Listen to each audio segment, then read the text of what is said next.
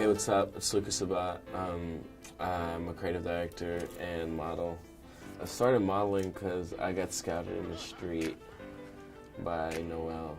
She runs the Request Models agency. The week after I just signed the contract, I got my first campaign.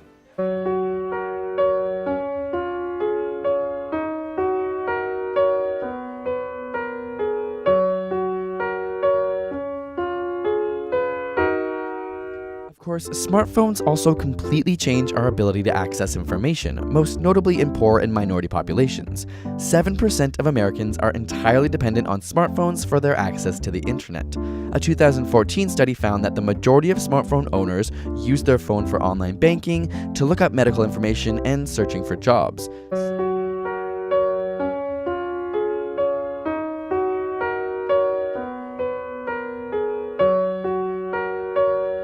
Right now in the world, social media has become the best way to market.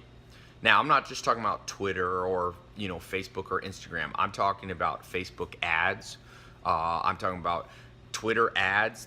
I'm talking about collaborations with other Instagram and social media influencers, so that you can take small businesses, all kinds of small businesses. It could be doctors, it could be lawyers.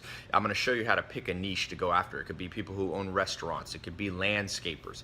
And you go to them and I'm gonna train you in this program over 4 months. You're gonna get certified from me and my company as a social media marketing expert.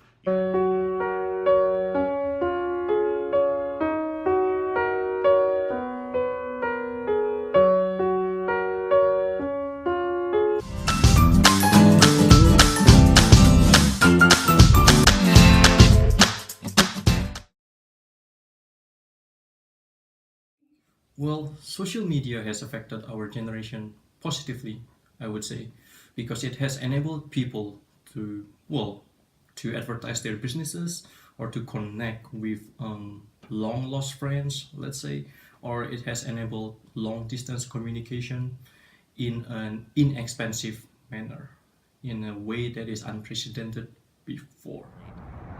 I think social media has affected our generation positively because it helps us keep up with the current trends, like the hot spots to be at, the styles to wear, and it helps us keep up with each other's lives when we're busy.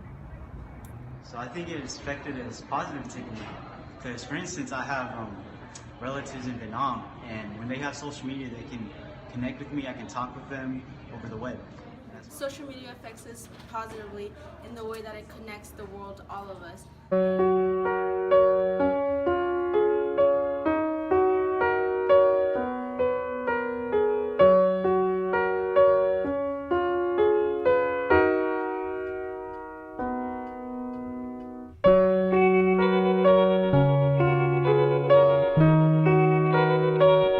Cyberchondria. Unlike a hypochondriac who believes he or she has every illness or disease, a cyberchondriac believes he or she has a condition after looking up health information on the internet.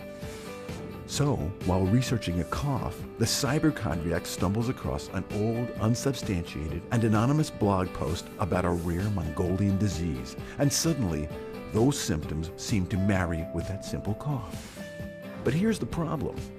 Researchers have found that websites list life-threatening illnesses higher in the search results than their actual prevalence percentage-wise. So, even though brain tumors occur rarely, it's a top result in web searches for headache. And that can help fuel cyberchondria. So, should a person discount everything on the web? No, but it's a good idea to self-screen instead of self-diagnose.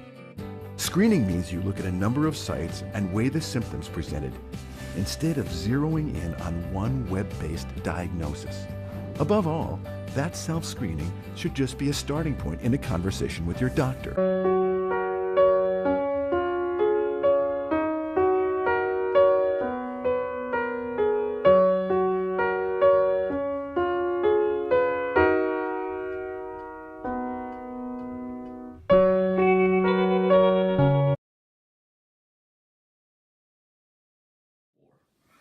Well, of course, it has affected us negatively too, I guess. Well, in the sense that it might reduce people's confidence by looking at the social media post that's often posted online. It's negative because we set up like this image of ourselves that we're perfect, and in reality we're not. So that's why it's negative. Social media affects us negatively in the fact that it spreads false news and false information. Social media has negatively affected our generation because people nowadays are more concerned about their followers and their likes than they are about their surroundings. People rely on communication via phone more so than human interaction, which makes us less sociable.